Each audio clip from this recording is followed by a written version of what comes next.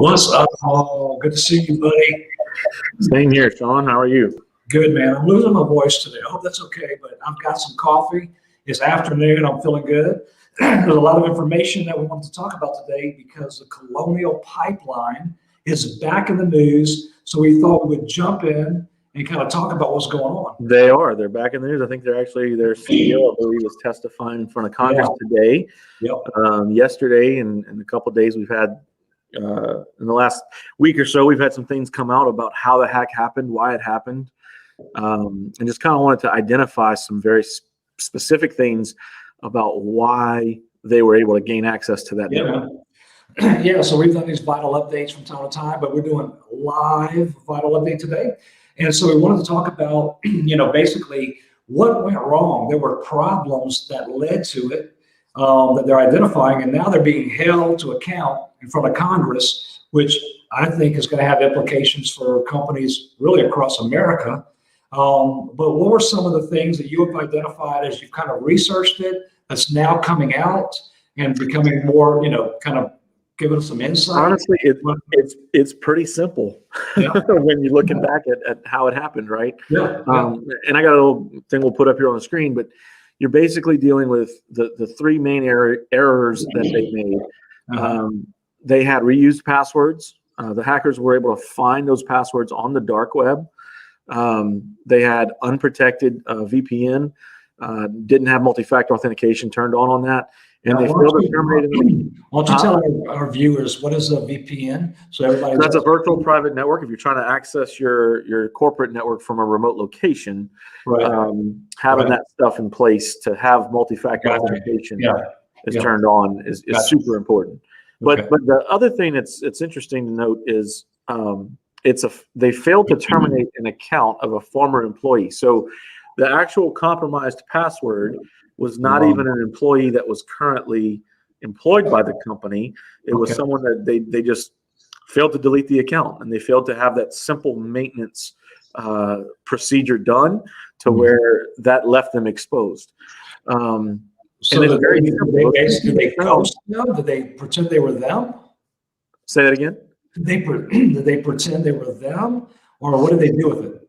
No. So if you're not familiar with the dark web, I'm going to just pull up a file that we can actually run and find for other companies out there, like your information on the dark web. And what it actually looks like is this. And then I have a lot of the information not there, but you can see the date of when something was exposed, what website it was, and actual passwords in plain text of what those passwords are. You're saying there's actual passwords on the dark web to people right now? Correct. And it's also one of those things where we're even seeing that uptick of people selling those credentials and actually using that to gain access into networks, which is exactly what seems to have happened with Colonial Pipeline. Well, I'm so glad you use your powers for good. Not bad. So what if you had to predict in the next couple of minutes, I know we're not going to go long today, but what do you think is going to come out of these hearings? There's talk about required reporting to the federal government when you're hacked.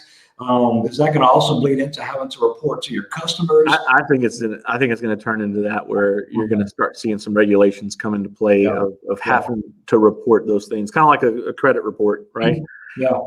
Those things have kind of like been standardized now, where when something happens that you're able to at least notify your customers. And I mean, Sean, the truth of the matter is, how many people use the same password for multiple things? So you may have had a password that's exposed on the dark web, and you're thinking, oh, well, I don't have an Adobe account. Well, are you using that same password for Dropbox and whatnot? That's I believe about 74% of people have that statistic where they use the same password on multiple accounts. So it's definitely something that is not me, no. I would hope not. Everyone's different. Hey, so dude, that's scary, man. When you think about it, it's changing so quickly.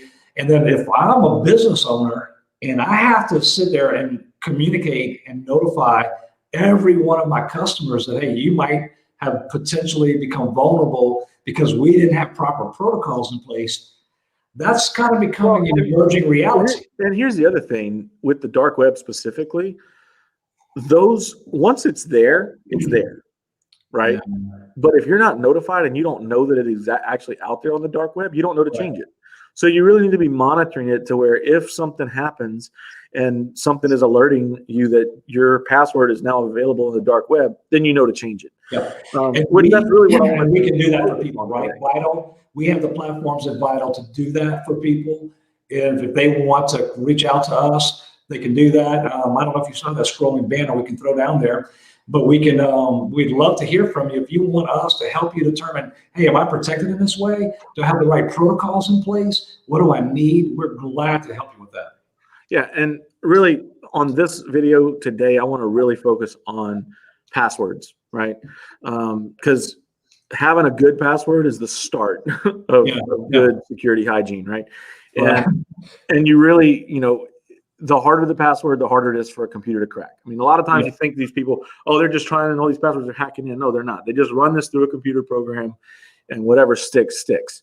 So there's really a couple things, that are absolutely important when you're coming up with a password policy.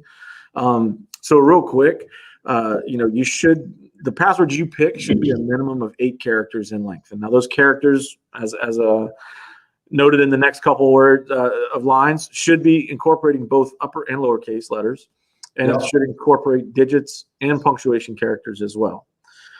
Should not be words found in a dictionary, and should not include easily guessed information. Such as personal information. Excuse me, I've identified a problem already. I can't remember that kind of password. That is true. So what do I do to where I'm not locked out of my own system? So we recommend using a password management system, which is something that is included in things that we provide for our customers. It gives you a random password. It saves it in one central database. Again, having those things in place, though, is just as important as having two-factor authentication turned on for those. So it's all part of a holistic approach that you really have to take. You can't just create a secure password. There's solutions to help in the business environment where it's very user-friendly, it's very functional, but it still protects you. Right, because you don't want. Sometimes security is seen as a hindrance. Yeah. Right, or you may have to jump through additional things to be able to keep your productivity up. Yeah. So, and that can be true if you don't have the right systems in place. Yeah. And two-factor authentication. Think of it this way: how much more are you going to have to spend in downtime if you don't secure it? So, trying to find that balance is what is really something that we try to help customers with. Yeah. So a little bit of preventative measures can save you tens of thousands of dollars and reputation, right? Right now they're sitting before Congress, and the truth and the reality is the small business owner is not going to go sit before Congress, right? So you know that's not going to happen, but you see these attacks happening more and more often. Right, but the point is, you could be tried in a court of public opinion if you're not doing anything to protect yourself when you have the means to do so. And there are tools nowadays to help companies become a lot more protected. Correct. Yeah. Okay. Well, listen, man, good stuff. Is there anything else you want to cover before we sign out? Not today. I've actually got to run off to a conference call. All right. We're still dealing with 2020. Conference calls here. So. Well, good deal. Look, cybersecurity at vitalintegrators.com.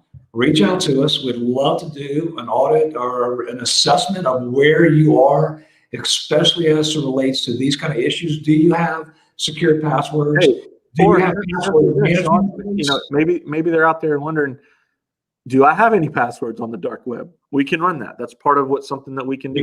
We can find out. No, that's right. We can find out, and we can make sure that you have the systems in place and the policies for your employees to make sure you're protected. Right? Sure. All right. Paul, thank you so much for your time. Look forward to seeing you again soon. Yes, sir. See you later. You bet.